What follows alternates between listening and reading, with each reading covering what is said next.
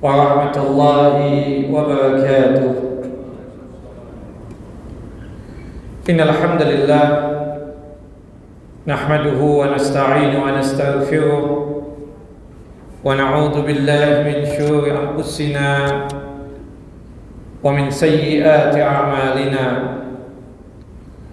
من يهده الله فلا مضل له ومن يضلل فلا هادي له. أشهد أن لا إله إلا الله وحده لا شريك له وأشهد أن محمدا عبده ورسوله. ولقد قال الله تعالى في القرآن العظيم: يا أيها الذين آمنوا اتقوا الله حق تقاته ولا تموتن إلا وأنتم مسلمون. وبعد، رب اشرح لي صدري ويسر لي أمري واحلل عقدة من لساني يفقهوا قولي. اللهم انفعنا بما علمتنا وعلمنا ما ينفعنا وزدنا علما. اللهم إنا نعوذ بك من زوال نعمتك وفجأة نقمتك وتحول عافيتك وجميع سخطك. اللهم إنا نعوذ بك من جهد البلاء ودرك الشقاء وسوء القضاء وشماتة الأعداء. اللهم إنا نعوذ بك من عذاب جهنم ومن عذاب القبر ومن فتنة المحيا والممات ومن شر فتنة المسيح الدجال. إخواني وأخواتي في الدين، أعازني وأعزكم الله. Bapak dan Ibu yang dimuliakan oleh Allah Jalla wa'ala, Majlis Ta'lim Masjid Nurul Iman Blok M yang dalam lindungan dan penjagaan Allah Jalla Jalaluhu. Alhamdulillah, pada kesempatan kali ini di hari Ahad pekan keempat, kita kembali bersua dan berjumpa untuk ta'ammuk dan tafakuh fid din, untuk memperdalam din Allah dan agama Allah Jalla Jalaluhu. Pembahasan kita masih seputar berkaitan dengan fitnah dan cobaan. Pada kesempatan kali ini pembahasan kita adalah fitnah dan cobaan menjadi orang kaya. Sebagaimana yang kita pahami bersama, bahwasannya harta dalam bahasa Arab itu artinya mal, jamaknya amwal. Kata-kata mal itu terambil dari kata-kata mala yamilu mailan, yang artinya condong, mengarah ke sana. Karena kalbu kita dan tabiat kita serta wataknya manusia itu pasti condong dengan sesuatu yang disebut dengan harta ini. Dari sinilah harta itu dalam bahasa Arab bernama mal, jamaknya amwal. Harta tentu banyak yang menginginkannya. Beragam cara pun dilakukan untuk memperolehnya. Halal haram bagi sebagian orang adalah nomor kesekian. Yang terpenting adalah kebutuhan terpenuhi dan gaya hidup terpuaskan. Dan harta itu adalah fitnah dalam setiap umat, khususnya umat Nabi kita Muhammad SAW.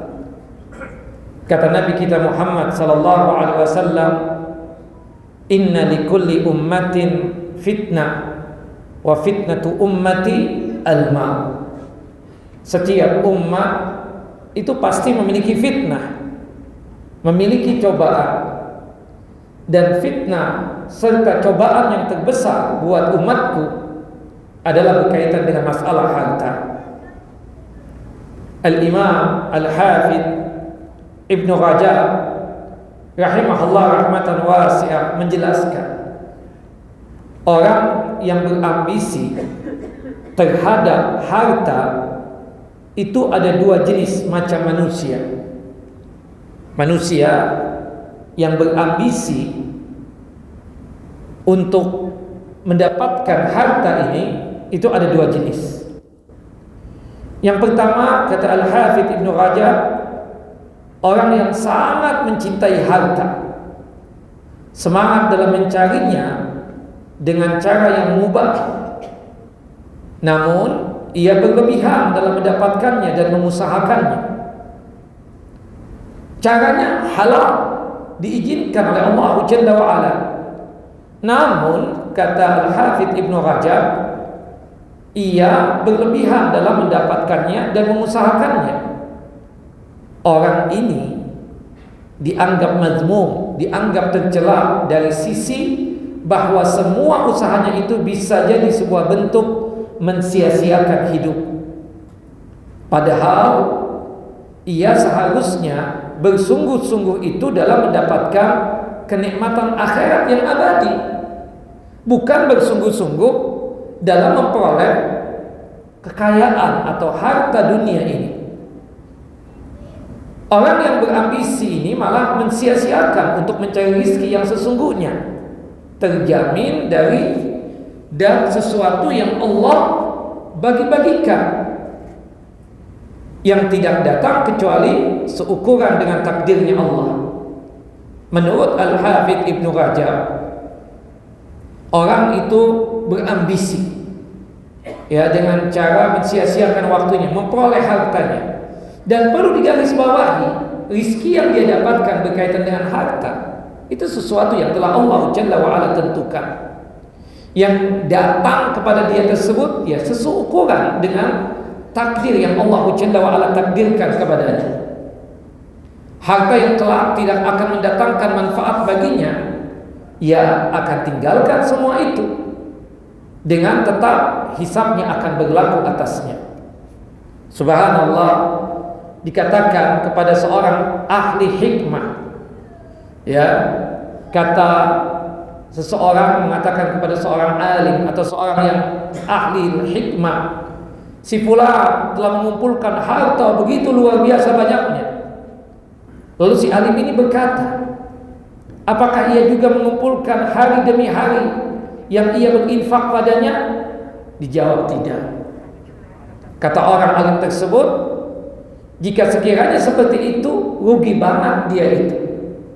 Artinya seseorang cuma mengumpulkan harta saja, tapi hari demi hari yang ia dapatkan, ia tidak berinfak di dalamnya. Seseorang berkata, jika engkau di dunia lemah dalam berbuat kebaikan, maka apa yang kelak akan engkau berbuat di hari kiamat kelak? Subhanallah. Sahabat yang mulia Abdullah bin Mas'ud radhiyallahu anhu pernah mengatakan, keyakinan itu adalah engkau tidak meridhai manusia dengan kemurkaan Allah. Ini perlu digarisbawahi. Keyakinan itu adalah engkau tidak meridhai manusia dengan kemurkaan Allah, tidak memuji seseorang karena rizkinya Allah, tidak mencela seseorang atas sesuatu yang Allah tidak berikan kepadamu.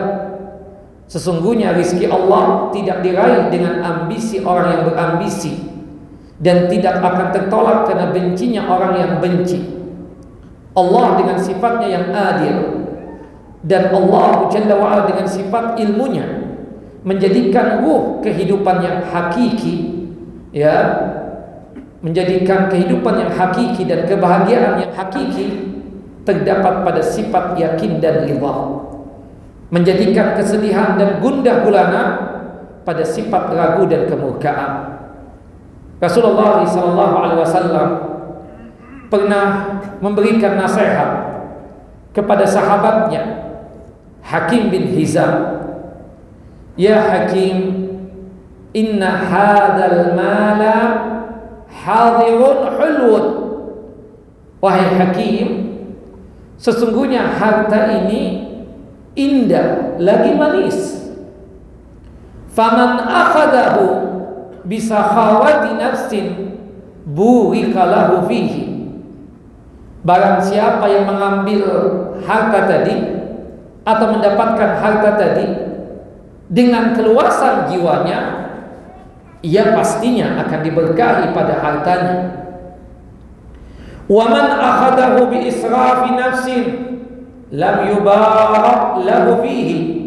Tapi ingat, wahai hakim, barang siapa yang mengambilnya dengan tanpa berlebihan, ya, barang siapa yang mengambilnya dengan keluasan jiwanya, ia akan diberkahi pada hartanya. Dan barang siapa yang mengambilnya dengan tanpa berlebihan, maka perumpamaannya adalah seperti orang yang makan dan tidak pernah kenyang.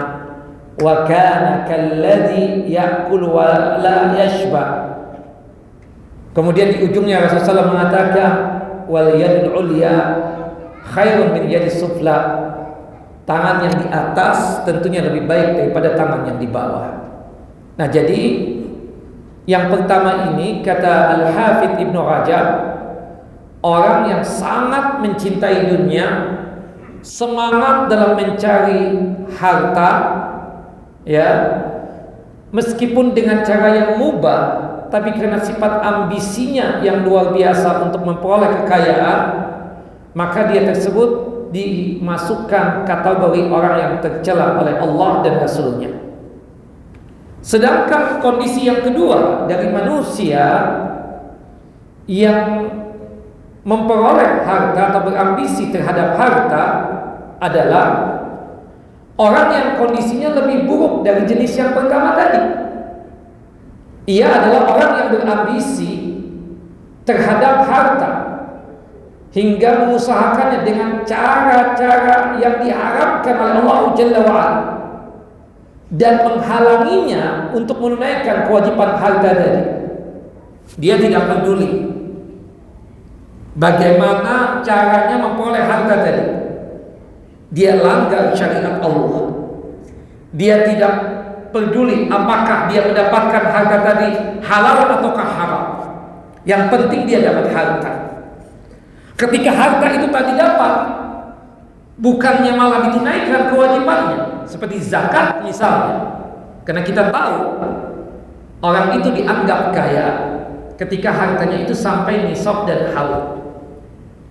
Nah, hartanya banyak sampai pada hitungan nisab dan haul, tapi Allah Jalla wa'ala, ya, ketika menakdirkan dia tersebut kaya, ternyata nih hamba tidak mau untuk menunaikan kewajiban tadi, padahal Allah Jalla Jalaluhu mewajibkan atas dia zakat. Subhanallah. Ini orang yang lebih jelek lagi daripada yang pertama tadi. Dia yang penting di otak pikirannya itu apa? Sama dengannya fulus. Sampai bergaul dengan manusia pun juga ini orang manfaat atau tidak? Ada fulusnya atau tidak? Kalau nggak ada manfaat dia tinggalkan. Dia nggak peduli dapat harta ini halal kah ataukah haram. Ini jalur halal atau jalur haram. Dia tidak peduli. Yang penting dia dapat harta tersebut. Na'udzubillah min dzalik. Ya, bahkan saking dia tidak memperdulikan tentang hal dan haram, di perutnya itu penuh dengan makanan yang haram dari sumber harta yang haram. Merasa harta yang dimilikinya adalah hasil dari seluruh usahanya. Ia menjadi manusia yang sangat takut kehilangan hartanya. Ia jadi sangat bakhil, sangat kikir, malas bersedekah, dan sangat sombong. Nah, ini kan fitnah yang luar biasa. Ia terjerumus pada sikap kikir yang tercela, padahal Allah Jalla wa'ala berfirman, "Wa man yuqa syuhha nafsihi faulaika humul muflihun." Dan barang siapa yang dipelihara dari kekikiran darinya, mereka itulah orang yang beruntung. Qala Rasulullah sallallahu alaihi wasallam. Rasulullah sallallahu alaihi wasallam bersabda, "Wattaqus syuhha fa inna syuhha ahlaka man kana qablakum." Ya, takutlah diri kalian ini akan sifat kikir dan bakhil. Karena sifat kikir telah membinasakan orang-orang sebelum kalian. Hamalahum ala an safaku dima'ahum wastahallu maharimahum. Sifat membinasakan akibat kikir dan bakhil salah satunya. Sifat itulah yang telah mengakibatkan manusia itu saling memutuskan tali persaudaraan, bahkan menumpahkan darah dan menghalalkan berkaitan dengan hal-hal yang diharamkan oleh Allah Jalla wa'ala. Sifat bakhil itulah yang telah menyebabkan mereka saling membunuh dan saling menghalalkan perkara-perkara yang diharamkan. Na'udzubillah. Ya, maka oleh sebab itu kita menjadikan harta ini atau kekayaan bukanlah sebagai tujuan hidup kita. Kita tahu kita perlu harta dan tidak mengapa menjadi orang kaya. Dalam satu hadis yang sahih Nabi kita Muhammad SAW bersabda, la ba'sa bil ghina liman ittaqa. Tidak mengapa menjadi orang kaya jika dibangun di atas apa? Di atas ya ketakwaan. Khudhu ma halal wad'u ma haram. Ambil yang halal dan buang yang haram. Dan Allah Jalla wa'ala menyebutkan di dalam Al-Quranul Karim, harta, kekayaan itu merupakan apa? Salah satu nikmat Allah Jalla Jalaluh yang Allah Jalla wa'ala berikan kepada umat manusia ini. Disebutkan di dalam firman Allah Jalla wa'ala dalam surah Al-Imran, surah yang ketiga ayat 14. Zuyyina lin-nasi hubbus shahawat minan nisa'i wal banina wal qanatiril muqantarati minadh dhahabi wal fiddah wal khailil musawwamati wal an'ami wal haras. Dijadikan indah menurut pandangan manusia kecintaan kepada segala apa yang diinginkan oleh syahwat, yaitu para wanita, anak-anak, harta yang banyak dari jenis emas, perak, kuda pilihan, binatang-binatang ternak, bahkan sawah ladang. Dzalika mata'ul hayati dunya. Itulah kesenangan hidup di dunia. Wallahu indahu husnul ma'ab.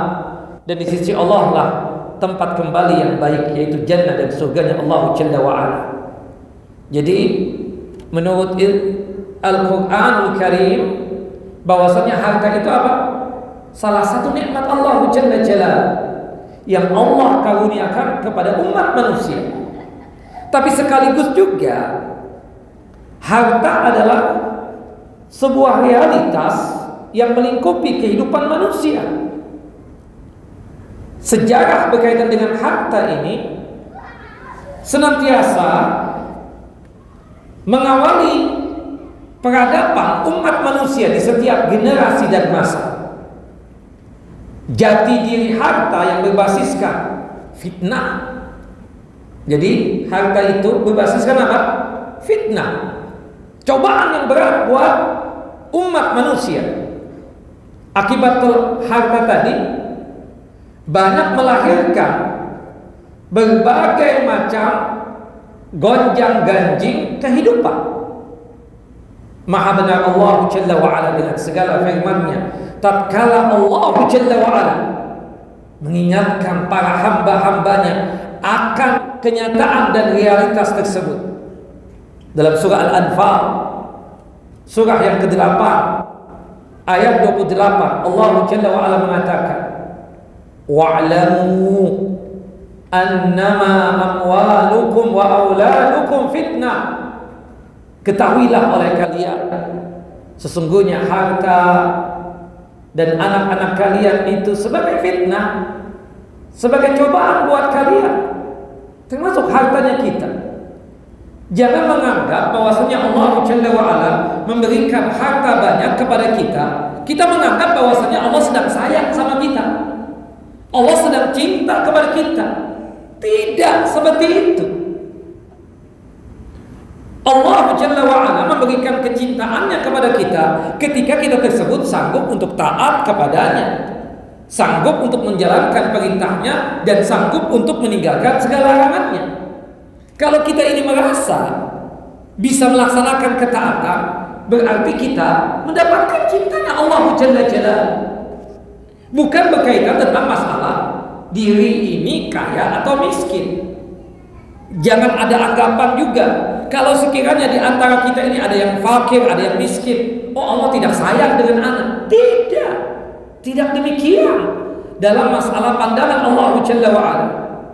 Ingat kata Nabi SAW, Inna Allah la yanzuru ila suwarikum wala ila amwalikum walakin yanzuru ila qulubikum wa a'malikum. Sesungguhnya Allah Jalla wa'ala tidaklah melihat wajah dan rupa kalian. Allah juga tidak melihat harta kalian. Yang Allah Jalla wa'ala lihat adalah hati kalian dan amalan kalian. Maka oleh sebab itu kata Nabi dalam satu kesempatan, badiru bil a'mal fitanan kaqita'il laili al-mudlim. Bergegaslah kalian untuk beramal, karena akan datang fitnah-fitnah ibarat potongan-potongan malam hari. Disebabkan fitnah tersebut, yusbihu ar-rajul mu'minan wa yumsi kafiran. Di pagi hari seseorang dalam kondisi beriman, tapi di sore hari sudah menjadi kafir. Wa yumsi mu'minan wa yusbihu kafiran, atau sebaliknya, di sore hari dalam kondisi beriman kepada Allah atau masih ada iman, tapi di pagi hari sudah menjadi kafir. Apa yang terjadi? Ya bi'udinahu bi'arad minad dunya. Karena seseorang itu menjual agamanya dengan sesuatu dari gemerlapnya kehidupan dunia ini. Kan banyak seperti itu. Harga diri sudah tidak ada lagi. Untuk tujuan apa? Mendapatkan harta. Ya, tidak hanya sekedar harga diri lagi. Dia mau berpisah dengan keluarganya sekalipun, bahkan putus tali silaturahim sekalipun. Demi apa? Demi harta. Bahkan dia mau putus dengan anaknya sendiri, atau dengan orang tuanya sendiri, atau dengan saudara sendiri, atau dengan saudaranya sendiri, demi harta. Dia berani berkhianat dengan temannya. Kenapa? Karena harta. Na'udzubillah min dzalik. Sampai puncaknya agama yang dia jual. Bukan begitu? Demi harta. Makanya kita kadang mengatakan, kenapa si fulan itu kok dia berubah din, berubah agama? Kita tahu kan dia muslim. Setelah dia kawin dengan seorang kafir. Kenapa si fulan itu berubah agamanya? Karena kawin dengan seorang laki-laki kafir. Kok mau? Emang tidak ada laki-laki muslim lagi? Karena harta. Bukan begitu? Subhanallah. Sampai seperti itu. Waliyadzubillah. Nah, dan kita tahu ujung-ujung kekuasaan yang diperebutkan itu demi apa? Demi harta juga. Kenapa orang berani begini begitu, berusaha untuk memegang kekuasaannya sekuat mungkin? Demi harta. Subhanallah, ini yang diingatkan oleh Nabi sallallahu alaihi wasallam. Nah, wasiatnya Allah Subhanahu wa taala dan wasiatnya Rasulullah tentang harta dari segala fitnahnya itu luar biasa. Allah mengingatkan selalu kepada diri kita. Tapi memang benar dalam fitrahnya manusia, dalam kalbunya manusia, kita ini semua tertarik terhadap harta. Siapa yang tidak suka dengan harta? Ustaz, murid, fulana suka terhadap harta. Iya benar. Tapi sukanya kita berkaitan dengan harta yang halal, bukan harta yang haram, yang mendapatkannya pun juga dengan jalur-jalur yang halal, bukan jalur-jalur yang haram. Maka oleh sebab itu ketertarikan hati manusia terhadap harta itu luar biasa. Manusia, makhluknya Allah Subhanahu wa taala, yang berjati diri, sangat zalim kepada diri sendiri, dan sangat bodoh, sangat dungu. Kenapa? Dikarenakan pada saat dia tersebut memperoleh harta tadi dengan jalur-jalur yang haram. Makanya Allah Jalla wa Ala mengatakan, mengistilahkan manusia dalam surah Al-Ahzab ayat 72, innahu kana zaluman jahula. Innahu kana zaluman jahula. Sesungguhnya manusia itu amat zalim dan amat bodoh. Kenapa zalimnya? Dia berani untuk melanggar peraturan Allah demi harta. Padahal dia tersebut secara tidak langsung dengan dia bersikap seperti itu, mengambil harta dengan jalur yang haram, dia sama saja menzalimi diri sendiri. Ya, subhanallah, dia berani untuk mengambil harta dengan jalur yang haram, padahal sudah sering diinfokan, dikabarkan ini akan berbahaya tentang kehidupan akhirat dia nanti. Tetap saja seperti itu. Itu menunjukkan apa? Dungunya dan bodohnya manusia tersebut. Nah, dan tatkala harta menghampiri kita dan ketertarikan hati pun tak bisa dipungkiri lagi, maka Allah Jalla wa Ala mengingatkan kepada kita bahwasanya memang wataknya manusia itu betul-betul mensukai yang namanya harta ini. Disebutkan dalam surah Al-Fajr ayat 20, wa tuhibbunal mala hubban jamma. Kalian itu wahai manusia sangat mencintai harta, kecintaan yang berlebihan.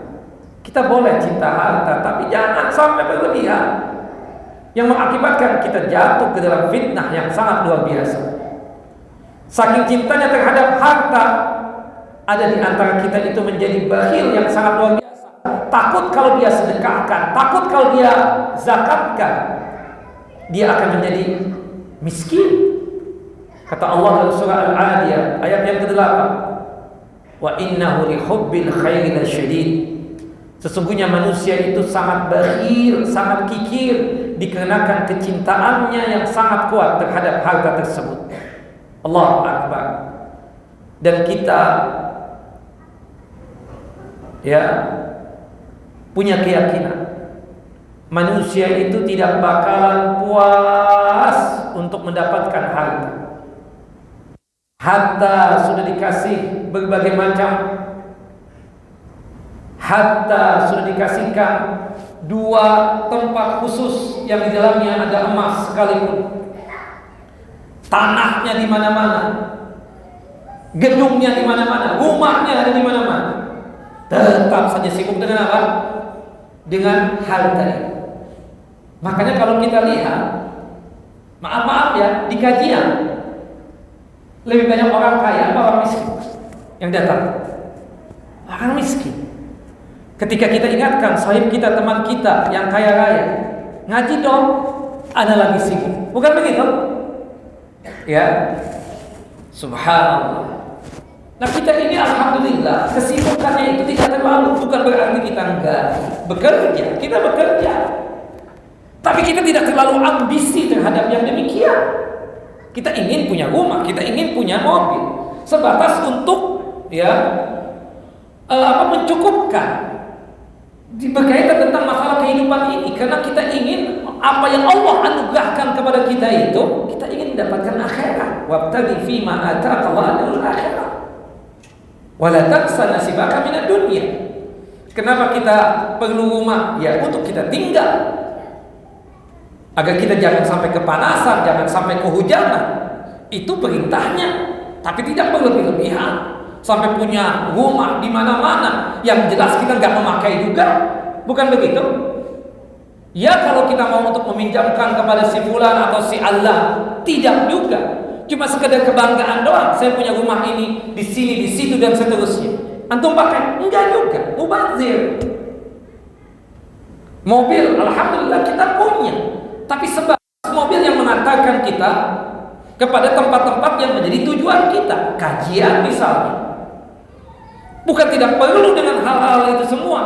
Yang tidak boleh tadi, kita ini terlalu ambisi terhadap dunia ini, terhadap harta kekayaan ini. Tapi kan jalur anak halal, iya benar. Tapi antum kelewat batas mencari itu, sehingga membuat antum meninggalkan tentang kehidupan akhirat. Jarang antum. Subhanallah. Dan orang kalau sudah kaya, fitnahnya apa lagi? Selain bakhil, kikir tadi itu, dia pilih-pilih untuk bergaul pun, untuk ikut kajian pun juga malu-malu. Sahib-sahibnya, koleh-kolehannya ada enggak? Makanya kalau kita lihat, oh si fulan ikut mengaji, ikut kumpul dengan kita selalu tumben dia mau kumpul sama kita. Bukan begitu? Karena memang itu yang mencegah dia. Saya terbiasa kumpul dengan orang-orang yang hebat. Saya terbiasa kumpul dengan orang-orang yang berduit. Ngapain kumpul dengan gembel-gembel? Fitnah tidak? Fitnah. Nah, maksudnya itu jangan sampai fitnah ini termakan. Kita sudah kaya luar biasa, duit kayak tisu comot, ada lagi comot, ada lagi. Asetnya di mana-mana. Mau cari apa lagi antum ini? Yang dianjurkan oleh Allah Jalla wa Ala cari akhirat, bukan cari dunia. Dunia ini akan kita tinggalkan. Dan kalau kau ditinggalkan, harta yang antum tinggalkan itu jadi fitnah buat anak-anak antum. Makanya manusia itu, kata Nabi SAW, tidak bakalan puas dengan apa yang telah Allah Jalla wa Ala berikan kepadanya. Rumahnya sudah di mana-mana, tanahnya ribuan hektar, bahkan jutaan hektar. Gedungnya di mana-mana, setiap kali jalan ada dia punya aset. Oh, ini aset anak, ini aset anak. Seperti itu ngomongnya. Gak bakalan puas dengan kehidupan dunia ini. Rasulullah mengatakan apa? Law kana li-ibni Adam wadiyan min malin labtagha thalithan wa la yamla'u jawfa ibni Adam illa at-turab wa yatubu Allahu 'ala man taba. Kalaulah anak manusia ini telah memiliki dua lembah dari harta, dikasih. Ada dua lembah, lembah kan besar. Diberikan oleh Allah dua lembah tersebut, isinya semuanya harta. Isinya emas permata. Maka dia akan mencari apa? Lembah yang ketiga, yang isinya sama sebagaimana lembah yang pertama dan kedua. Tidak bakalan puas, ya. Yang namanya manusia ini, ya, sampai dia tersebut nanti masuk ke liang lahat, sampai mulutnya itu disumpal oleh apa? Oleh tanah. Wala yamla'u jawfa ibni Adam illa turab. Tidaklah bakalan puas yang namanya, ya, manusia ini berkaitan tentang kehidupan dunia atau berkaitan dengan harta, kecuali kalau sudah mulutnya itu disumpal dengan tanah.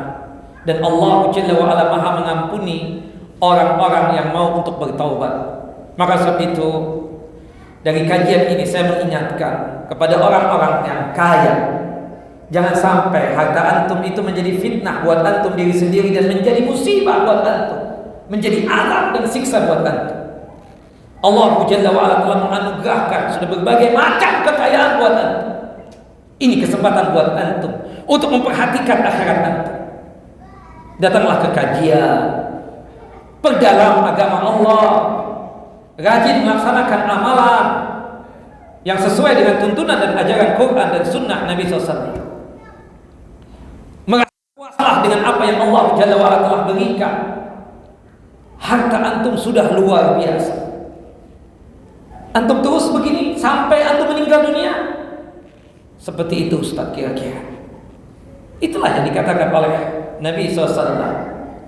Ya, jikalau manusia itu telah memiliki dua lembah dari harta, niscaya masih berambisi untuk mendapatkan yang ketiga.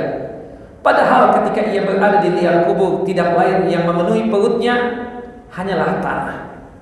Dan Allah Maha mengampuni orang-orang yang bertaubat. Hadis sahih dikeluarkan oleh Imam Bukhari dalam kitab sahih beliau pada nomor hadis 6436. Nah, kemudian juga manusia ini amat cinta kepada harta, bahkan berambisi untuk terus mengumpulkan dan menumpuknya. Bahkan itu dijadikan sebagai apa? Perlombaan. Alhaakumut takatsur hatta zurtumul maqabir. Ya, kalian tersebut berlomba-lomba untuk selalu mendapatkan yang banyak. Artinya apa? Berlomba-lomba untuk mencari apa? Harta, terus menerus. Ya, takatsur artinya berbanyak-banyak. Apa yang diperbanyak? Harta. Padahal sering kita tanya, mau cari yang mana lagi? Enggak, ini anak belum ini nih, belum dapat ini. Subhanallah. Kan kemarin sudah ada ini. Antum sudah beli mobil kemarin, mobilnya bagus, wah mewah. Udah gak enak ya, cari lagi yang ini. Padahal baru 2 pekan dia beli mobil. Subhanallah. Yang waliyahubillahnya lagi itu ditampakkan tuh di video-videonya dia kan, punya harta mobil misalnya banyak sekali, bahkan dijadikan sebagai apa? Konten dia, ya kan? Seperti itu. Punya ini, punya itu dan seterusnya. Bermegah-megah tujuannya. Nah, dia baru menyesal nanti ketika sudah berada di mana? Di liang lahat. Kata Imam Hasan al-Basri rahimahullah rahmatan wasi'ah, telah melalaikan kalian dari ketaatan kepada Allah dengan kalian melakukan perbuatan suka memperbanyak harta. Suka memperbanyak apa? Harta. Seperti itu. Nah, maka dari situ Allah Subhanahu wa taala memperingatkan kita sebagai hamba Allah yang beriman kepadanya. Dalam surah Al-Munafiqun ayat yang ke-9, Allah Jalla wa ala menyatakan, "Ya ayyuhalladzina amanu la tulhikum amwalukum wala auladukum an dzikrillah." Wahai yang beriman, janganlah harta dan anak kalian dapat memalingkan kalian dari zikir Allah. Wa may yaf'al dzalika fa ulaika humul khasirun. Barang siapa yang berbuat demikian, maka mereka itulah orang-orang yang merugi. Nah, subhanallah, itu fitnah yang luar biasa. Jadi kalau kita hitung-hitung, fitnahnya luar biasa. Ini berkaitan dengan menjadi orang yang kaya ini. Semoga kita yang menjadi kaya ini bisa melewati itu fitnah-fitnah. Jangan menjadi orang yang bakhil, jangan menjadi orang yang lupa akan zikrullah, mengingat Allah Jalla Jalaluhu. Jangan sampai juga kita terlalu tamak terhadap kehidupan dunia ini. Dan juga yang paling penting, jangan sampai menjadi manusia yang sombong. Akibat harta, banyak di antara manusia ini menjadikan dirinya sombong, takabur, ya, kondisi serba berkecukupan alias berharta, tak jarang membuat seseorang itu lupa diri, lupa daratan, melampaui batas, sampai pada tahapan yang tertinggi apa? Sombong. Dalam surah Al-Alaq ayat yang ke-6 sampai ayat yang ke-7, Allah Jalla wa ala menyatakan, "Kalla innal insana layatagha ar-ra'ahu istaghna." Ketahuilah, sesungguhnya manusia benar-benar melampaui batasnya. Kapan manusia itu dianggap melampaui batas? Manakala dia melihat dirinya serba berkecukupan. Makanya antum kadang mengatakan enak dia jadi si fulan, belum tentu. Antum kalau misalnya sekaya dia, jangan-jangan antum gak kenal sama anak lagi. Jangan-jangan antum gak kenal lagi dengan yang namanya masjid ini.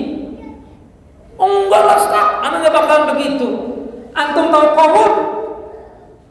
Gimana dulu rajinnya datang ke kajiannya Nabi Musa alaihissalam? Bukan begitu? Datang kepada Nabi Musa alaihissalam dalam kondisi fakir, miskin, sering berada di saf yang terdepan ketika Nabi Musa alaihissalam memberikan kajian. Bukan begitu? Kemudian dia meminta kepada Nabi Musa agar didoakan menjadi orang yang kaya raya. Allah anugerahkan kekayaan tersebut. Tapi apa yang terjadi? Dia lupa akan keadaan dia, pernah kerek, pernah gembel, pernah miskin. Bahkan dia lupakan juga Allah Jalla Jalaluhu yang telah menganugerahkan nikmat kepadanya, berwujud kekayaan tadi. Kita lihat ketika kita ditanya, adakah di dalam Al-Quran kisah umat terdahulu yang lupa daratan, melampaui batas dan sombong karena harta yang dimilikinya? Agar kita ini bisa mengambil pelajarannya. Ada cerita Qarun. Cerita Qarun ini bukan cerita dongeng. Allah abadikan dalam Al-Quran, dalam surah Al-Qasas ayat 76 sampai 83. Disebutkan oleh Allah Jalla wa Ala, inna Qaruna kana min qaumi Musa fabagha alaihim. Sesungguhnya Qarun itu termasuk dari kaumnya Nabi Musa alaihissalam. Bahkan disebutkan dia murid langsungnya Nabi Musa alaihissalam, yang sering datang ke majlis taklimnya Nabi Musa alaihissalam. Wa atainahu minal kunuzi ma inna mafatihahu latanu bil usbati ulil quwwah idh qala lahu qaumuhu la tafrah innallaha la yuhibbul farihin. Ya. Dan kemudian ketika didoakan oleh Nabi Musa alaihissalam, kita tahu Nabi doanya mustajab, dikabulkan oleh Allah Jalla wa Ala Nabi Musa alaihissalam doanya untuk mendoakan Qarun untuk menjadi orang yang kaya. Akhirnya kata Allah Jalla wa Ala, kami telah anugerahkan kepada Qarun perbendaharaan harta yang kunci-kuncinya yang sungguh berat dipikul oleh sejumlah orang yang kuat. Ingatlah ketika kaumnya, yaitu kaumnya Qarun, berkata kepada Qarun tadi ketika dia memperoleh harta yang begitu luar biasa banyaknya, janganlah engkau terlalu bangga dan menyombongkan diri dengan kekayaan yang telah Allah Jalla wa Ala anugerahkan kepada kamu. Sesungguhnya Allah Jalla wa Ala tidaklah menyukai orang-orang yang sombong lagi membanggakan diri. Subhanallah. Kemudian apa yang terjadi? Wabtaghi fima ataka Allah darul akhirah wa la tansa nasibaka minad dunya wa ahsin kama ahsana Allahu ilaik. Kemudian Allah Jalla wa Ala menyarankan kepada kita yang kaya-kaya ini, jadikanlah kekayaan yang Allah Jalla wa Ala berikan kepada kita untuk mendapatkan akhirat. Antum boleh menjadi orang kaya tentunya dengan jalur yang halal. Tujuan antum kaya untuk apa? Mendapatkan ridhonya Allah. Dengan antum kaya bisa sedekah. Dengan antum menjadi orang kaya, antum bisa berinfak, antum bisa bangun masjid, antum bisa bangun tahfidz Quran, antum bisa memakmurkan masjidnya Allah Jalla Jalaluhu. Antum bisa membantu orang yang membutuhkan, yang fakir, yang miskin. Wala tansa nasibaka minad dunya. Tapi Allah juga mengingatkan, jangan lupa engkau ini ada bagian berkaitan dengan dunia ini. Engkau boleh punya rumah, punya mobil, punya pakaian, tentunya harus dilaksanakan seperti itu. Tapi ketika antum menjadi orang yang kaya tadi, terus berbuat baik sebagaimana Allah selalu berbuat baik kepada engkau dengan menganugerahkan kekayaan begitu luar biasa. Dan jangan sampai akibat kekayaan tadi antum merusak di muka bumi ini. Wala tabghil fasad fil ardh. Subhanallah.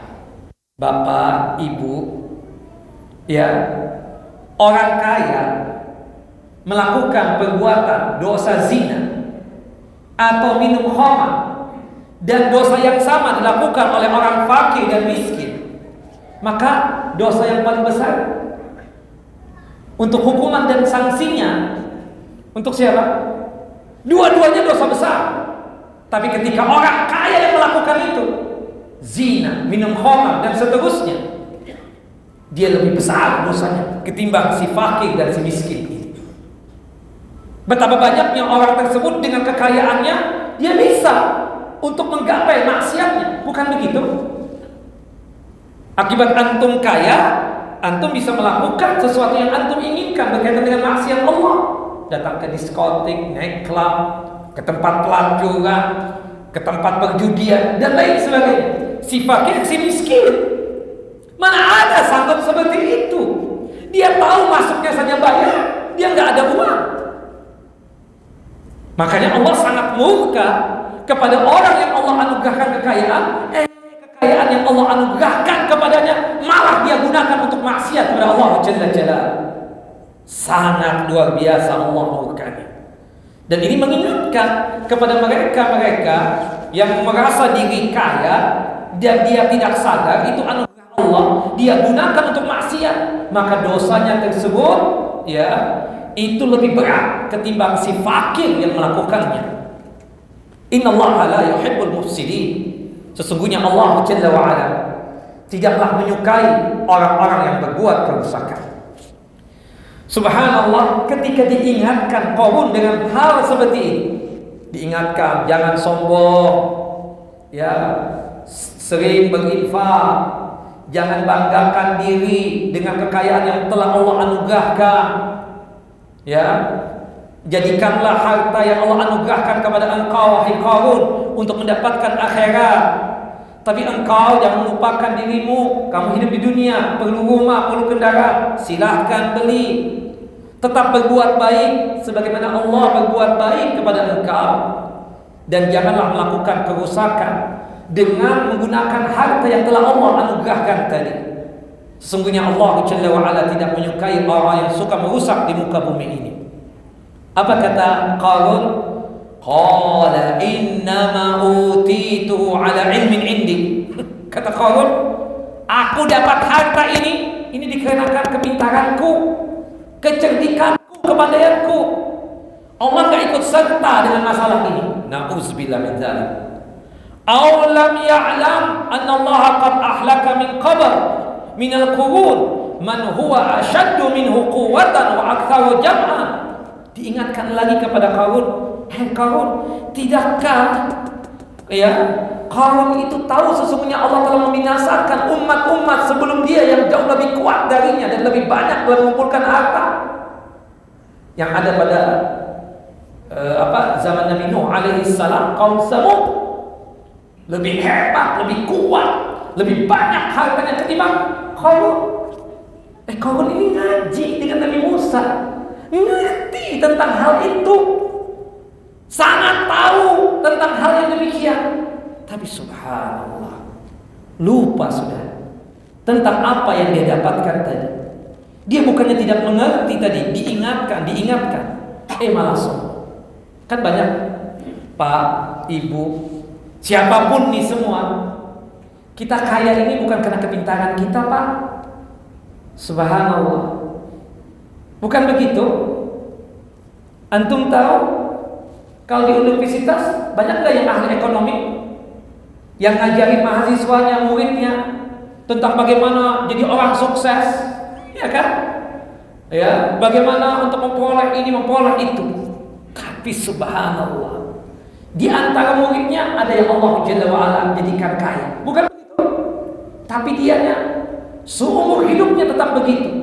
Ngajarin tentang kekayaan, ngajarin tentang ekonomi, kaya-kaya enggak. Padahal profesor, iya kan, S-nya banyak.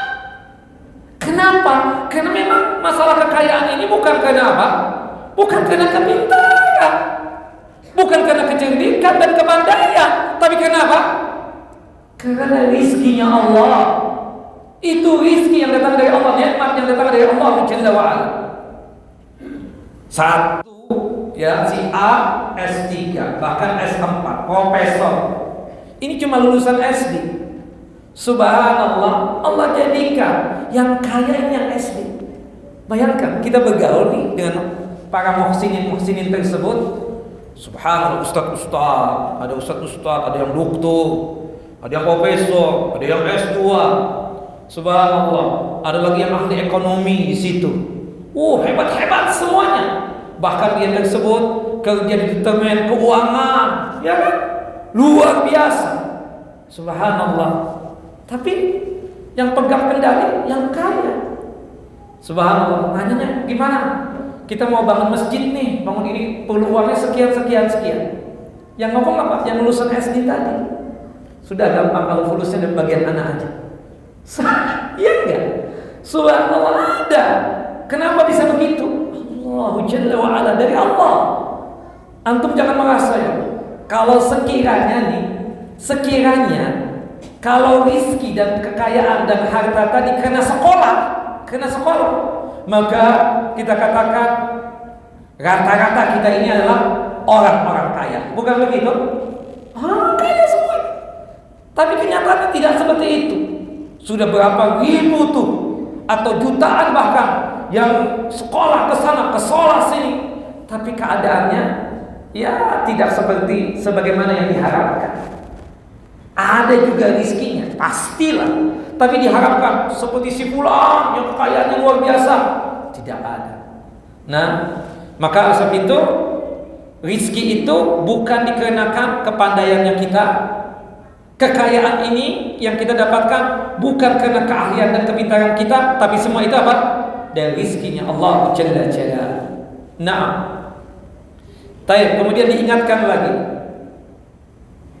ya. Nah, ternyata ketika melihat Qarun tadi itu kaya luar biasa, ada dari kaumnya Nabi Musa tersebut yang berharap seperti itu juga. Ya, fakharaja ala qaumihi fi zainatihi qala alladhina yuriduna alhayata ad-dunya ya laita lana misla ma utiya qarun innahu ladzu hazzin 'azim. Maka suatu hari tampillah Qarun di tengah-tengah kaumnya dengan segala kemegahan dan kemewahannya. Lalu berkatalah orang-orang yang tertipu oleh kehidupan dunia, ya, duhai kiranya kami dikaruniakan harta seperti Qarun, sesungguhnya dia telah mendapatkan keberuntungan yang besar. Subhanallah. Pak, keberuntungan yang besar itu kalau kita meninggal kondisi husnul khatimah, meninggal dalam kondisi beriman kepada Allah, beriman di atas tauhid, itu beruntung yang besar. Ya, bukan tolak ukurnya apa? Dia meninggalkan harta yang luar biasa, tidak. Makanya dikatakan pada ayat selanjutnya, pada ayat 81 dalam surah yang sama, itu surah Al-Qasas, ya, Allah Jalla wa Ala mengatakan, wa qala alladziina utul ilma wailakum. Orang-orang yang telah dikasihkan ilmu berkata kepada orang yang tadi yang berharap kekayaan sama seperti Qarun, celaka kalian, celaka kalian. Sawabullahi khairun liman amana wa amila salihan. Pahalanya Allah, karunia-Nya Allah Subhanahu wa taala lebih baik bagi orang-orang yang beriman dan beramal saleh. Wala yulaqaha illa as-sabirun. Dan tidak ada yang sanggup untuk mendapatkan pahalanya Allah Jalla wa Ala kecuali mereka yang bersabar. Kemudian pada ayat 81-nya Allah menegaskan, fa khasabna bihi wa bidarihi al-ardha fama kana lahu min fi'atin yansurunahu min dunillah wa ma kana minal muntasirin. Akhirnya apa yang terjadi dengan Qarun? Allah benamkan beserta rumahnya, beserta hartanya ke dalam perut bumi. Tidak ada satu golongan pun yang dapat menolongnya dari azab Allah dan siksa Allah Subhanahu wa taala. Dan tidaklah ia termasuk orang yang mendapatkan pembelaan. Kemudian ketika di pagi harinya pada ayat 83 surah Al-Qasas disebutkan, wa asbahal ladzina tamannau makanahu. Dan jadilah orang yang kemarin mencita-citakan kehidupan Qarun berkata lagi, ya, wa asbahal ladzina tamannau makanahu bil amsi yaquluna wa ka'anna Allah yabsutu rizqa liman yasha min ibadihi wa yaqdir. Ya, benarlah Allah melapangkan rizki bagi siapa yang Dia kehendaki dari hamba-hambanya, dan juga hanya kehendak Allah bagi Allah, ya, Allah menginginkan bagi hamba-hambanya yang Allah sempitkan. La yuflihul kafirin wa ka'annahu la yuflihul kafirin. Ya, laula anna manna Allahu alaina la khasafa bina wa ka'annahu la yuflihul kafirun. Ya, kalaulah Allah tidak melimpahkan karunia-Nya atas kita, benar-benar Dia telah membenamkan kita pula. Subhanallah. Ya, aduhai benar tidaklah beruntung orang yang mengingkari nikmat Allah Subhanahu wa taala. Itu contohnya Qarun, dia kufur akan nikmat Allah Jalla wa Ala. Allah benamkan seluruh hartanya beserta rumah-rumahnya. Tilka darul akhirah naj'aluha lil ladzina la yuriduna 'uluwan fil ardi wala fasada wal 'aqibatu lil muttaqin. Kami jadikan, ya, negeri akhirat itu kami jadikan untuk orang-orang yang tidak ingin menyombongkan diri dan berbuat kerusakan di muka bumi, dan kesudahan yang baik adalah bagi orang yang bertakwa. Subhanallah. Sekejap mata. Qarun berapa tahun hidupnya itu? Ya, memperoleh kekayaan tadi diceritakan. Hitungan tahunnya itu sebentar. Sebentar juga hilangnya. Antum pernah melihat kejadian macam-macam di muka bumi ini yang kita lihat orang itu berada, tapi ketika Allah Jalla wa'ala mengutus makhluknya, gempa bumi, hancur semua hartanya. Ada orang yang membanggakan diri dengan gedung yang dia bangun, rumah yang dia bangun. Allah cuma memerintahkan bumi agar goyang sedikit, luntur semuanya.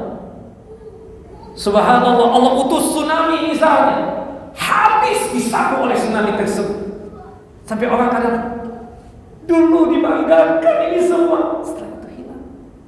Makanya wajar kita ketika mendapatkan musibah itu, kita kembalikan kepada diri kita kepada Allah Jalla wa'ala, sambil kita ini menunjukkan rendahnya kita di hadapan Allah dan hinanya di hadapan Allah. Apa yang kita miliki ini hanyalah titipan.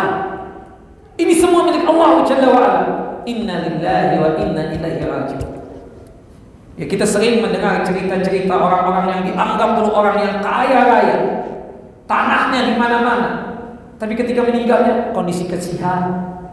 Kenapa? Karena kesombongan dia ketika menjadi orang yang kaya.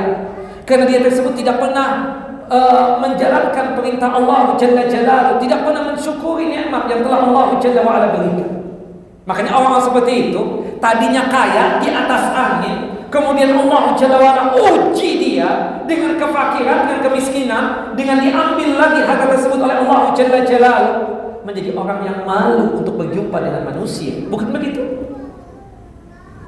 Dan Allah Jalla wa'ala mengingatkan kepada kita kadang di antara kita ini, coba ya kalau anak punya harta seperti si fulan, anak akan melakukan sama seperti si fulan. Coba ya kalau anak punya kekayaan kayak si Allah, anak ya tentu enggak hidupnya seperti ini. Pak, belum tentu antum sesabar dia, belum tentu antum sekuat dia. Emang enak Pak menjadi orang kaya? Selain juga tidak enaknya di dunia, lebih lagi tidak enak di mana? Di akhirat kelak. Lebih bagus biasa-biasa aja. Kaya yang berlewat batas enggak juga, miskin yang kelewat batas enggak juga. Kita syukuri apa yang ada saja, qanaah. Anu kalau perhatian ya, orang kaya tersebut super sibuk bukan? Sampai dia kadang lupa asalnya di mana. Subhanallah, kadang kan seperti itu. Sampai sudah tidak tahu lagi apa yang harus dilakukan. Kadang untuk makan saja berat dia, bukan begitu? Pilih-pilih makanan, takut sakit. Kenapa takut sakit? Takut meninggal. Seperti itu. Kalau antum alhamdulillah masih enak makan 2 piring, 3 piring.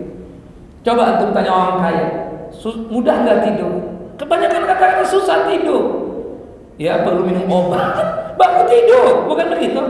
Banyak tuh di antara anda teman-teman mikirkan apalagi yang berkaitan tentang ada problem-problem yang luar biasa mereka dapatkan, yang antum pasti nggak kuat. Itu masalah dunianya saja, gimana akhiratnya? Makanya orang kaya itu apa? Terlambat masuk surganya ketimbang orang fakir dan miskin, bukan begitu? Bukan berarti menyarankan menjadi orang fakir dan miskin. 40 tahun kan terlambatnya itu masuk ke dalam jannah dan surga. Kenapa? Dihisab oleh Allah Jalla Jalaluhu.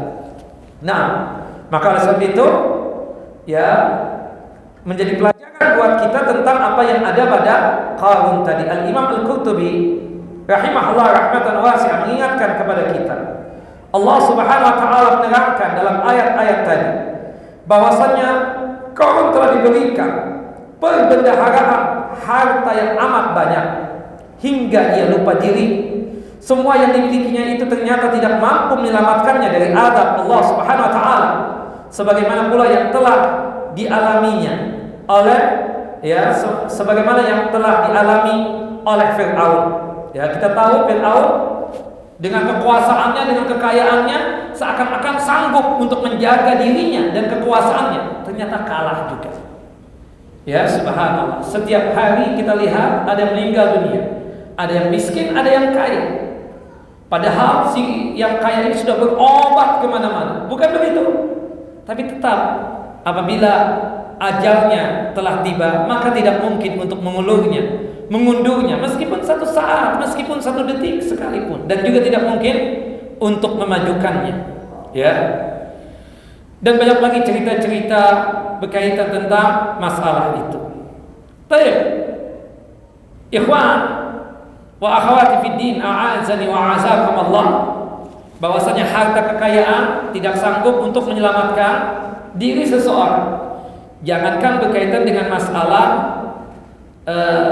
kematian, berkaitan tentang menyelamatkan diri dari sesuatu, itu pun juga tidak bisa dengan hartanya. Satu malapetaka misalnya yang harus terjadi dengan dirinya, yang Allah sudah takdirkan, apakah bisa dia berlepas diri dengan kekayaannya? Oh, bisa tercegah ini? Tidak. Maka sebab itu diingatkan betul oleh Al-Imam Al-Qurtubi bahwasanya Qarun yang sekaya itu saja tidak sanggup dia tersebut untuk menyelamatkan dirinya dari azab dan siksa Allah Jalla wa Ala. Ya, sebagaimana Fir'aun yang punya kekuasaan yang luar biasa. Kemudian juga siapa? Diceritakan oleh Allah Jalla wa Ala, Abu Lahab, Abdul Uzza bin Abdul Muttalib juga tidak bisa menyelamatkan dari siksa api neraka, dari azabnya Allah. Ya, Abu Lahab ini dengan kekayaannya suka betul merintangi jalan Allah Jalla wa Ala. Dakwah Nabi Muhammad sering dihalang-halangi oleh dia. Tapi apa kata Allah Jalla wa Ala? Tabbat yada Abi Lahab wa tab. Waktu itu Nabi Muhammad mengumpulkan orang-orang kaum kafir Quraisy di Bukit Safa. Kemudian Nabi Muhammad mengatakan, kalian percaya dengan aku? Percaya. Jika sekiranya ada musuh yang akan menyerang kalian sekarang ini di balik bukit ini, apakah kalian percaya? Percaya. Bagaimana kalau sekiranya aku mengatakan bahwasanya aku ini nadhirun mubin, aku ini adalah seorang pemberi peringatan kepada kalian yang datang dari Allah Jalla Jalal. Apakah kalian beriman kepadaku, percaya kepadaku, aku adalah nabi dan rasul? Semua terdiam, tidak berani untuk mengucapkan barang sepatah kata. Ya, tidak berani untuk membenarkan, khawatir ada yang menyalahkan. Tidak berani juga untuk menyalahkan, takut juga diingkari. Subhanallah, di balik dari itu ada seseorang yang berteriak, "Tabbat laka anta ya Muhammad, sa'iru hadzal yaum." Celaka engkau ya Muhammad sepanjang hari ini, dikarenakan engkau mengucapkan itu. Ketika dilihat ternyata pamannya sendiri, yaitu Abdul Uzza bin Abdul Muttalib, yang sering disebut dengan sebutan Abu Lahab. Nabi Muhammad gemetar tubuhnya. Seharusnya pamannya membela keponakan, ini enggak, sebaliknya, malah menentang dakwahnya Nabi Muhammad sallallahu alaihi wasallam. Turunlah ayat ini. Ya, tabbat yada Abi Lahab wa tab. Ya, yang binasa, yang celaka itu Abu Lahab. Ya, ma aghna anhu maluhu wa ma kasab. Ya, apa yang dia gunakan berkaitan dengan hartanya untuk menghalang-halangi dakwah Nabi tidak berfaedah dan tidak bermanfaat baginya. Ya, dan apa yang dia usahakan pun juga dengan mempengaruhi orang dengan kekayaannya tadi juga tidak ada pengaruhnya. Dakwah tetap jalan. Subhanallah. Nah, itu yang terjadi, ya. Maka oleh sebab itu, kalau kita menjadi orang yang kaya, tetap kita banyak bersyukur kepada Allah Jalla Jalaluhu. Pertanyaan Ustaz, boleh tidak kita itu minta menjadi orang yang kaya? Boleh tidak? Boleh. Tidak mengapa. Asal nanti ketika antum sudah menjadi orang yang kaya, harus paham dan mengerti konsekuensi menjadi orang yang kaya tersebut. Di dalam surah Al-Qasas ayat 77, Allah Jalla wa Ala berfirman, "Wabtaghi fima ataka Allah ad-darul akhirah wa la tansa nasibaka minad dunya." Dan carilah pada apa yang telah Allah karuniakan kepadamu berkaitan dengan kehidupan akhirat, dan janganlah kalian lupakan bagian dari kenikmatan dunia. Nah, ungkapan janganlah kalian lupakan bagian dari kenikmatan dunia di sini, kata para ulama, di antaranya Al-Imam Ibnu Katsir rahimahullah rahmatan wasi'ah menjelaskan bolehnya seseorang tersebut menjadi orang yang kaya. Dan kalau kita lihat ya, 10 orang sahabat Nabi yang dikabarkan masuk jannah, masuk surga, al-asyratu al-mubasysyirina bil jannah, itu rata-rata orang kaya. Abu Bakar As-Siddiq orang kaya, Umar bin Khattab orang kaya, Utsman bin Affan orang kaya, Sa'ad bin Abi Waqqas adalah orang kaya, Abdurrahman bin Auf adalah orang kaya. Rata-rata orang-orang kaya. Tapi mereka meletakkan kekayaan mereka di tangan mereka, bukan di hati mereka. Kekayaan bukanlah ambisi mereka, tetapi mereka mencari kekayaan tersebut untuk mencari ridhonya Allah Jalla Jalaluhu. Bahkan pernah ibunya Anas bin Malik radhiyallahu anhu yang bernama Sahlah binti Milhan, yang sering disebut dengan panggilan Ummu Sulaim, kadang dipanggil dengan sebutan Umaisah, pernah menenteng putranya yang bernama Anas bin Malik untuk datang ke rumah Nabi, agar putranya yang bernama Anas bin Malik ini menjadi khadim, menjadi pembantunya Nabi sallallahu alaihi wasallam. Pada saat itu Anas bin Malik masih kecil, masih berumur 10 tahun. Ibunya Anas bin Malik, ya, Umaisah atau Ummu Sulaim tadi, ya, berkata kepada Nabi SAW, "Ya Rasulullah, ya Nabi Allah, tolong doakan putraku ini." Rasulullah bertanya, "Apa yang engkau inginkan dari putramu ini?" Kata Ummu Sulaim, "Aku ingin putraku ini, anakku ini menjadi orang yang kaya raya." Subhanallah. Kata Nabi SAW, "Apa lagi yang engkau inginkan?" "Aku ingin putraku ini menjadi orang yang banyak anak." Subhanallah. Apalagi kata Nabi SAW, "Aku ingin putraku ini panjang umur." Apalagi yang engkau inginkan? "Aku ingin putraku ini masuk surga."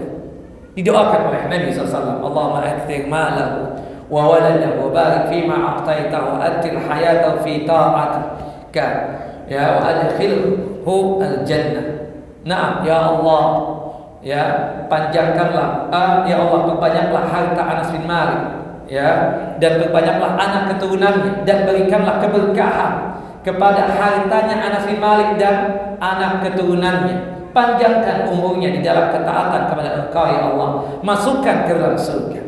Bahkan Rasulullah mengajarkan satu doa, yang doa ini sering diamalkan oleh Anas bin Malik. Doanya apa? "Allahumma akthir mali wa waladi wa barik fima a'taitani wa atil hayati fi ta'atika wa ahsin akhlaqi wa a'mali waghfir." Ya Allah, perbanyaklah hartaku ya Allah, dan perbanyaklah anak keturunanku ya Allah, dan berikanlah keberkahan kepada hartaku dan anak keturunan. Kapan harta itu menjadi barakah? Ketika kita tersebut mendapatkan harta itu dengan jalur yang halal, dan ketika membelanjakannya pun juga jalur yang halal. Kapan anak-anak kita menjadi barakah, menjadi berkah? Ketika kita mentarbiyah, mendidik anak kita, tumbuhnya dia, besarnya dia menjadi anak yang saleh. Dan ya Allah, panjangkanlah umurku di dalam ketaatan kepada, dan perbaikilah selalu ibadahku kepadamu, dan perbaikilah selalu sikapku kepada halayak manusia ini. Perbaiki akhlak. Kenapa Anas bin Malik berdoa seperti ini? Karena kalau kita menjadi orang yang kaya, sering mudah untuk berubah. Bukan begitu? Dulu ketika fakir, ketika miskin, sering datang ke masjid, barisan yang terdepan. Bukan begitu? Belum adzan juga sudah nongol di masjid. Untuk kajian ustaz belum datang, sudah ada di depan meja untuk mendengar kajian. Tapi subhanallah, ketika keran rezeki itu telah dibuka oleh Allah Jalla wa Ala, betapa banyaknya di antara kita ini yang menjauh dari yang namanya masjid, yang menjauh dari yang namanya kajian. Bukan begitu? Yang berat untuk beribadah lagi kepada Allah Jalla Jalaluhu, baru diuji oleh Allah Jalla wa Ala dengan sedikit anugerahnya kepada kita tersebut. Dan kadang maaf, ketika baru dibuka keran sedikit oleh Allah Jalla wa Ala berkaitan dengan rezeki dan nikmat, betapa mudahnya kita tersebut pilih-pilih dalam masalah persahiban dan teman yang tadinya tidak.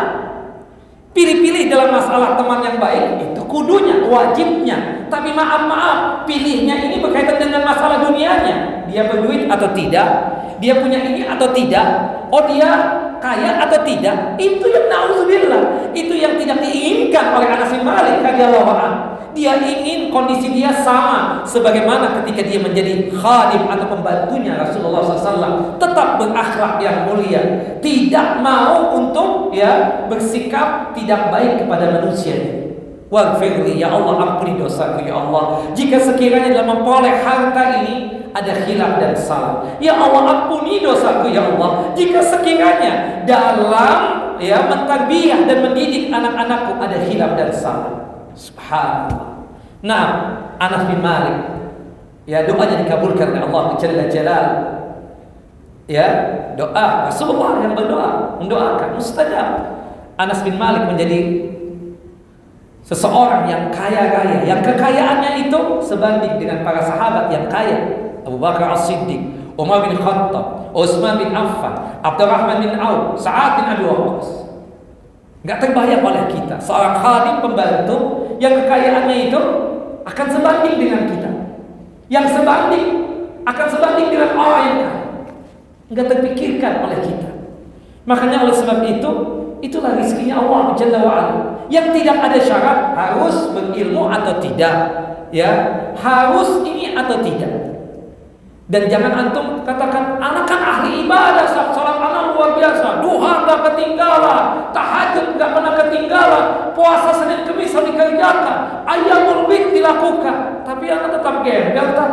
Pak, beribadah itu orang yang menjadi tidak ada janjinya Allah Jalla wa'ala bahwasanya kalau orang ahli ibadah itu pasti kaya. Ada nggak dalam ayat? Tidak ada. Ada nggak dalam hadis? Tidak. Kalau sekiranya antum seperti itu punya keyakinan, maka yang pantas paling kaya siapa? Nabi kita Muhammad SAW.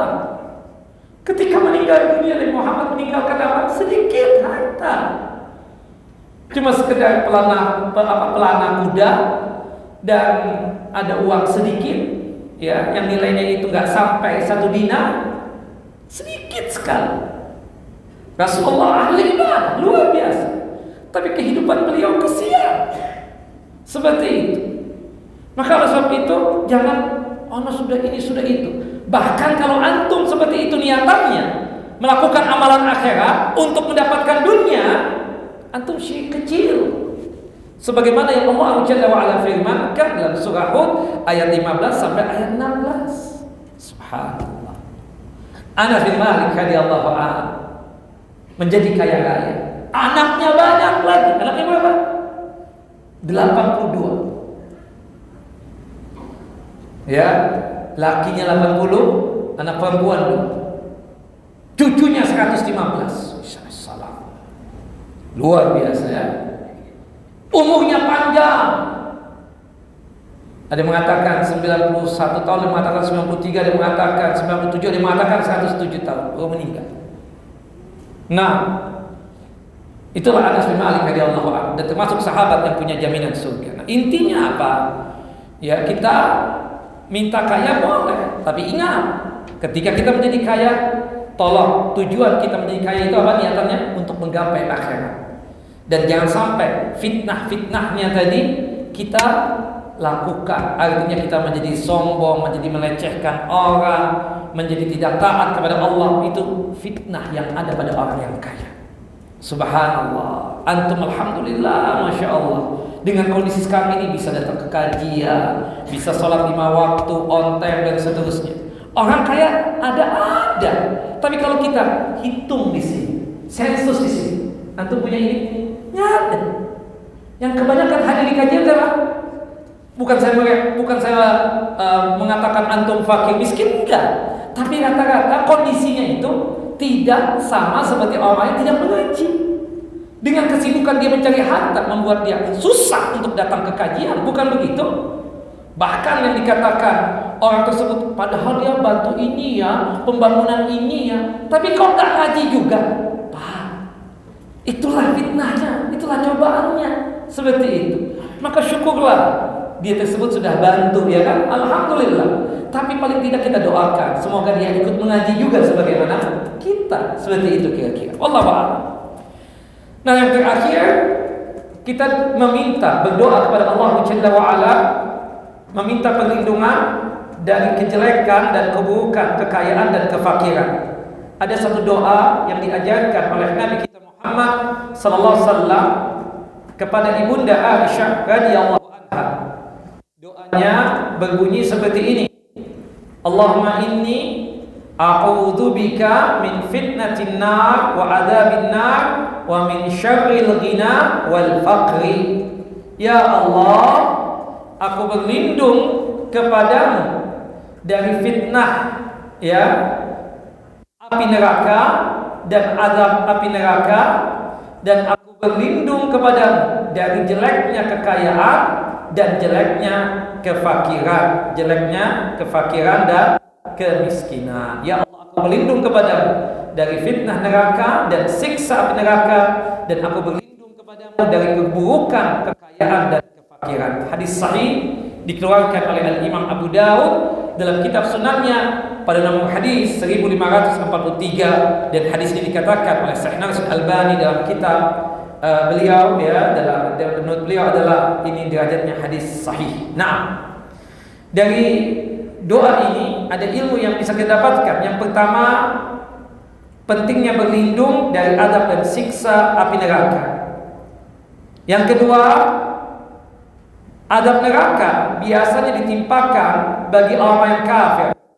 Sedangkan ahlu tauhid yang mereka, jika sekiranya mereka mampir ke dalam neraka tapi tidak kekal abadi, pada ujungnya nanti akan dimasukkan ke dalam neraka, ke dalam surga. Pada ujungnya nanti akan dimasukkan ke dalam jannah dan surga. Jadi kalau kita melihat golongan kaum muslimin ahlu tauhid ini terbagi menjadi 3 golongan dalam masuk ke dalam surga. Ada yang masuk surga tanpa hisab. Ada juga golongan surga dengan hisab yang ringan, yang diistilahkan dengan istilah al-arad. Al-arad itu pemaparan dosa-dosa. Allah cuma menanyakan kepada hamba muslim tadi yang dulunya pernah melakukan maksiat ketika hidup di dunia. Apakah engkau pernah melakukan dosa ini? Ya, aku pernah. Apakah engkau pernah melakukan dosa itu? Ya, aku pernah. Terus ditanya oleh Allah Jalla wa Ala, dan tidak ditimbang amal perbuatannya. Kemudian dikenakan pengakuan dari hamba tadi, Allah Jalla wa Ala mengatakan kepada hamba tadi, satartuka fid dunya wa ghafartu lakal yawm. Dulu ketika di dunia aku tutupi itu dosa, dan hari ini karena engkau mau mengaku itu dosa, aku ampuni seluruh dosa-dosa tersebut. Aku ampuni seluruh dosa tersebut. Dan itu disebut dengan hisab yang ringan. Yang waliyadzubillah yang ketiga nih, yaitu seseorang mendapatkan hisab yang susah, sulit, lagi berat. Namanya adalah hisab munaqasyah, yang dimana amal perbuatan baik yang baik ataupun yang buruk ditimbang. Rata-rata kata Nabi, kalau amal perbuatannya ditimbang, itu rata-rata nggak selamat. Rata-rata mampir ke dalam neraka. Ada yang selamat, tapi porsinya sedikit. Rata-rata mampir ke dalam neraka. Nah, ada kemungkinan ahlu tauhid yang mereka mampir dulu di neraka sebab dosa-dosa mereka bukan diadab, mereka hanya dibersihkan dari dosa yang mereka perbuat. Itu menurut, ya, pendapat dari sebagian ulama. Pada ujungnya mereka akan masuk ke dalam jannah dan surganya Allah Jalla wa Ala. Di sini juga menunjukkan bahwa selama seseorang bertauhid atau beriman dengan benar, jika ia masuk neraka, ia tidak akan kekal di dalamnya. Yang ketiga, dari doa tadi, ilmu yang bisa kita dapatkan, permintaan diselamatkan dari siksa neraka, mengandung permintaan agar kita dibebaskan dari berbagai sebab yang menjerumuskan ke dalam neraka, yaitu dijauhkan dari berbagai macam perbuatan yang haram dan perbuatan yang maksiat, dan diberikan petunjuk untuk meninggalkan hal-hal yang subhat dan hal-hal yang haram. Yang keempat, dari doa tadi, ilmu yang bisa kita dapatkan di antara jalan selamat dari neraka adalah dengan melatih diri untuk bersyukur serta bersabar dan tidak melupakan zikir kepada Allah Jalla wa Ala. Nah, yang kelima, ilmu yang bisa kita dapatkan dari doa tadi, berlindung dari fitnah neraka dapat berarti berlindung dari siksa yang akan menjerumuskannya dalam neraka, yang mana siksa tersebut akan terus berulang ketika seseorang di dalamnya. Kemudian yang keenam, pentingnya berlindung dari keburukan dan kejelekan kekayaan serta kefakiran. Ya, di sini perlu digarisbawahi pentingnya berlindung dari kekayaan yang dapat membawa pada keburukan dan kejelekan. Itu maksudnya. Jadi kenapa kita berlindung dari kejelekan harta? Maksudnya bukan kekayaannya, tapi kita berlindung jika sekiranya Allah menganugerahkan kekayaan kepada kita, jangan sampai kekayaan ini membawa apa? Kepada keburukan dan kemaksiatan kepada Allah Jalla wa Ala. Begitupun juga yang dimaksudkan kita berlindung daripada kefakiran, ini mengandung apa? Ya Allah, jangan sampai sebab kefakiran ini mengakibatkan aku tersebut melakukan perbuatan maksiat, perbuatan dosa. Di antara penyakit yang sering dihinggapi oleh orang fakir dan miskin apa? Penyakit apa? Apa Pak? Hasad, iri dengki, bukan begitu? Nah ini kan juga ada kadang sama kita juga. Ketika teman kita sukses, kitanya nggak sukses, padahal sama-sama satu sekolah, padahal sama-sama satu kerjaan, padahal sama-sama satu kantor, itu ada tuh. Makanya kita berlindung tadi, itu doa yang sangat bagus sekali. Ya, nah penting berlindung dari kefakiran dan kemiskinan yang mengandung kejelekan. Yang dimaksud di sini adalah sifat hasad, dengki dengan orang yang kaya, dan juga kita jangan sampai terjerumus ke dalam maksiat yang lainnya dikarenakan kefakiran dan kemiskinan tadi. Wallahu a'lam bissawab. Kemudian yang kedelapan, kekayaan dan kemiskinan kadang bisa membawa pada kebaikan, tapi kadang pula bisa membawa pada kerusakan. Wassallallahu Nabi Muhammad wa ala ali Muhammad. Kita masuk pada sesi yang kedua, yaitu tanya jawab. Ada pertanyaan?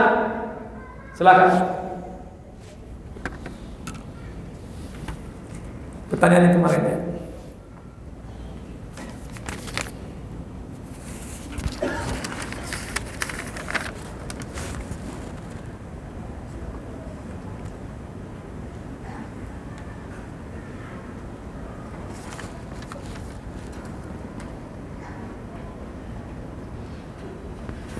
Ustaz, anak punya teman belum mengaji tapi sudah berhijab. Namun ada satu waktu ketika datang pekerjaan, ia melepas hijabnya karena ribet. Tapi pas sudah selesai, dia pakai lagi hijabnya. Dia gelar kerja barat cari harta. Bagaimana cara bersikap kepada dia, Ustaz? Dan salah satu teman saya yang memang saya masih berhubungan kentara, ada bisnis yang berkorelasi. Oke. Ini berkaitan dengan temannya ya. Alhamdulillah sudah berhijab. Saya nggak tahu ketika dia lagi asik kerja tadi itu dengan istilah ribet. Ribetnya itu apa? Ketika kerja itu apakah ada laki-laki di situ sehingga harus dia pakai hijab dan seterusnya? Jika sekiranya di situ ada laki-laki yang bukan mahramnya dan dia lepas hijab, dia berdosa tentunya. Dia apa? Berdosa. Ya. Dan itu perlu kita ingatkan sebagai teman yang baik, apalagi ada tidak hanya sekedar teman dekat, juga hubungan tadi teman bisnis ya, ingatkan. Ya, anti sudah akil baligha, akilah baligha, berhijablah. Hatta ketika berjumpa dengan pegawai-pegawainya yang laki-laki yang bukan mahram, hendaknya apa? Berhijab. Jangan sampai tidak berhijab. Nah, sikap kita cuma sebatas menegur, mengingatkan dan mendoakan agar dia tersebut istiqamah dengan hijabnya tadi. Sambil nanti kita tegur juga, kita ingatkan agar dia tersebut mau apa? Ta'amuk dan tafaqquh fiddin, mau mengaji, mau memperdalam agama Allah Jalla Jalaluhu. Ya, jangan sampai kita membiarkan teman kita dalam kondisi bermaksiat kepada Allah Jalla Jalaluhu. Nah,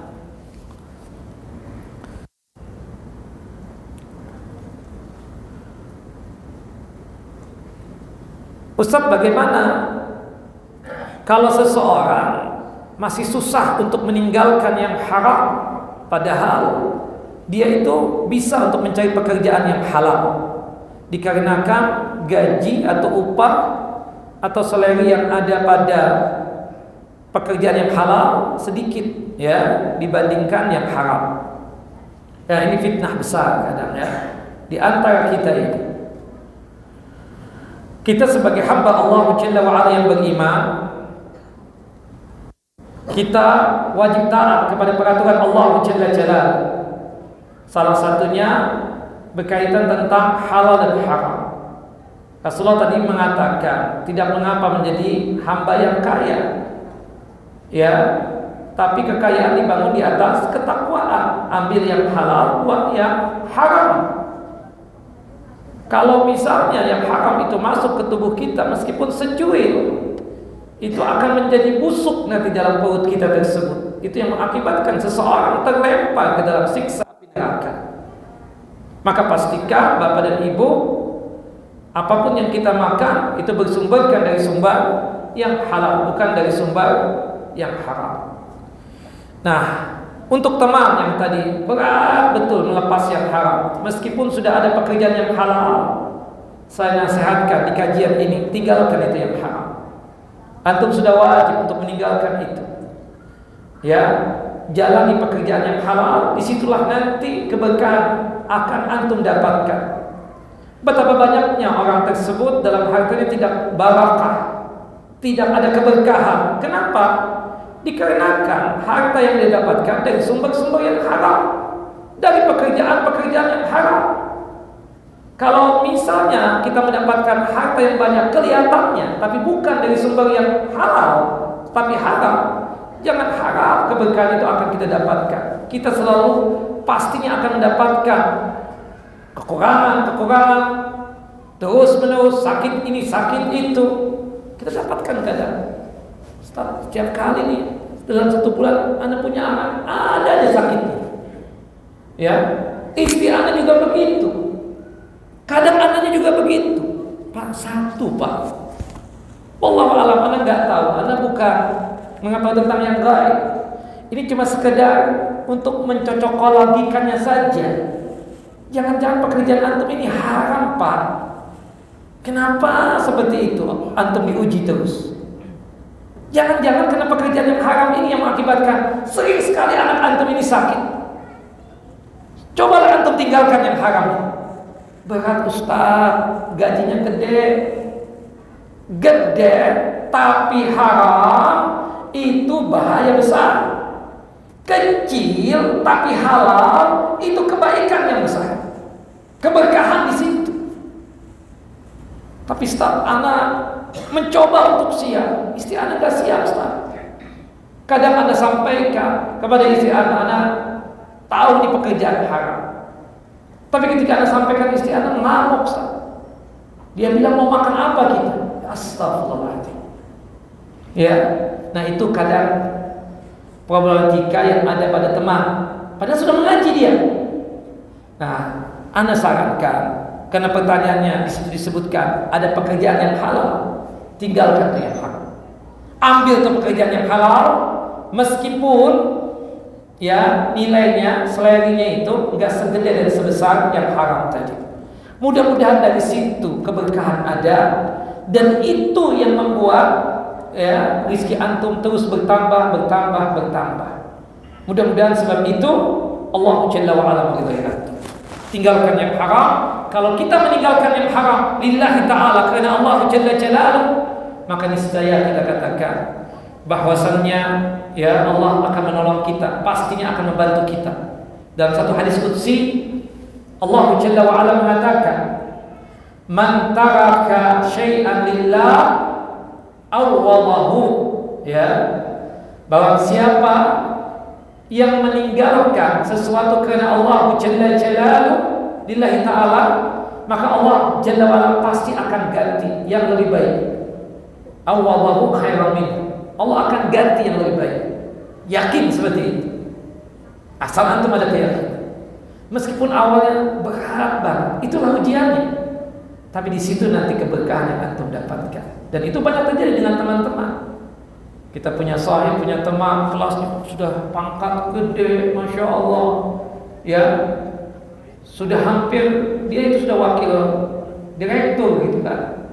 Tapi kita tahu, dan dia info kepada kita, ini pekerjaan haram mintanya. Paling tidak subhatnya juga luar biasa. Dia bilang, Anda mau tinggalkan, ya, dia tinggalkan benar. Dia tinggalkan, subhanallah, jualan jus, ya. Berapa sih nilainya dengan gaji dan upah dia tersebut? Gak seberapa ini. Naik motor lagi yang luar biasa, pakai mobil mewah.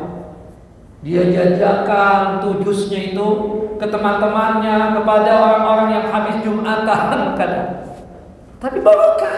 Dia bilang keberkahan, keberkahan. Anda punya anak 3, Anda bisa kuliahkan, Anda bisa sekolahkan langsung. Subhanallah. Ya, Allah pasti akan tolong. Allah pasti apa? Akan tolong seperti itu. Tapi antum yakin. Tapi kalau antum nggak yakin, muskilah. Ada lagi cerita teman yang satu. Dia sudah tinggalkan itu, riba dia tinggalkan, pekerjaan yang haram dia tinggalkan. Tapi dapat sekarang, dapat juga yang halal, tapi sedikit. Dia yang kuat, istrinya yang nggak kuat. Ya, itu kadang terjadi juga. Kadang sebaliknya, istrinya yang kuat, suaminya nggak kuat. Istrinya, bah, mungkin anak kita sering sakit nih, mungkin pekerjaan kita nih haram. Ah, masa sih, ini sudah takdirnya aja begini. Cobalah tinggalkan ini, tinggalkan, memang kerja Allah. Tidak seperti itu, artinya anaknya itu alhamdulillah gak sakit-sakit. Tapi di suami belum 100% mau meninggalkan itu. Dia berat betul menjalankan. Karena kebiasaan apa? Dapat banyak. Tahu-tahu dapat sedikit tuh gak enak hati. Padahal yang kita cari itu keberkahannya, bukan banyaknya. Banyak kalau gak berkah, bahaya buat diri kita. Carilah yang halal, mudah-mudahan dengan adanya yang halal, ya, keberkahannya Allah akan berikan dan pastinya Allah mudahkan untuk menggapai rizki yang banyak tapi halal. Seperti itu. Wallahu a'lam, ini kira yang bisa disampaikan pada kesempatan kali ini. Wassallallahu Nabi Muhammad wa ala ali Muhammad kama shallaita ala Ibrahim wa ala ali Ibrahim innaka Hamidum Majid. Kita tutup kajian kita dengan masing-masing kita baca doa kafaratul majlis. Subhanakallahumma wa bihamdika asyhadu an la ilaha illa anta astaghfiruka wa atubu ilaik. Assalamualaikum warahmatullahi wabarakatuh.